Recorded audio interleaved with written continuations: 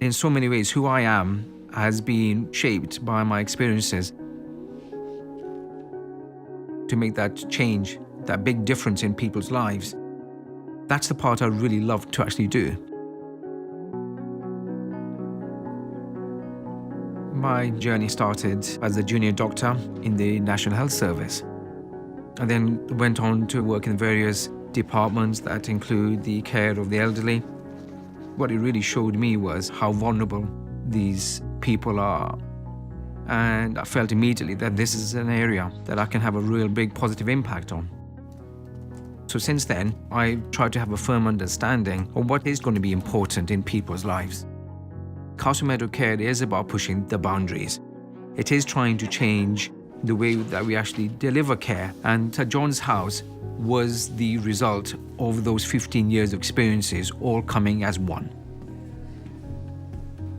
It must be quite frightening when you have a resident who's been staying in their own home for the last 30 or 40 years, and then to have that upheaval and to come to a completely different place. We understand that. And one of the things that we want our resident to feel is that sense of warmth. When they come to us, we want to touch their lives. We want them to feel that they are becoming part of the family. It's all about celebrating life.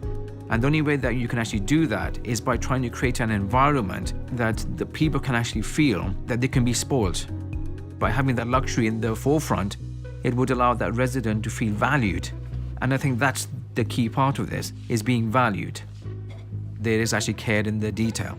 Having your own tower, you'll have your own name that's actually on your front door as well. And those are the finer details that really does make the person feel that this is their home. It's not just about the fancy chairs, it's not just about the fancy curtains. How do you make that resident feel special? Part of that process is trying to make your services absolutely spot on. We created the Carter's Cafe Bar where they can order their coffee. If the resident wishes to have a cup of tea in their bedroom, then a cup of tea is what they'll have. And what we try to do in St. John's House is that you got the best of both worlds, of having that luxury, but also having that sense of belonging. We also have here our Palm restaurant, is where the residents are served their meal as if you're in a restaurant. That resident can actually pick and choose how much food they actually want. And that is all about exercising their own independent choice here.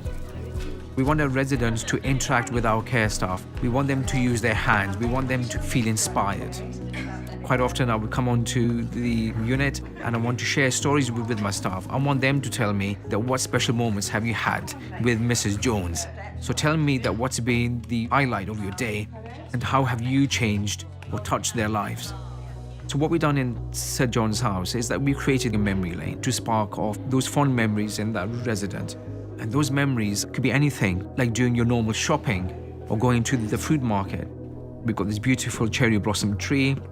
We have this grand cinema, which absolutely mimics the 1930s cinema. We have a reminiscence room here. All these are designed to spark off memories. And by tapping into those memories, we would hope it will provide them with a sense of relief and try to do the normal day-to-day activities in life. St. John's House is going to be there sort of breaking and challenging those old ideas. There are so many ways that we can do things so differently, so that if we find a resident who comes in and there's certain things that we need to adapt the building, we need to adapt the decor, it will be molding around its own residents. It's not the other way around. Because if it can change people's lives, we are 100% behind it. And that's my job done.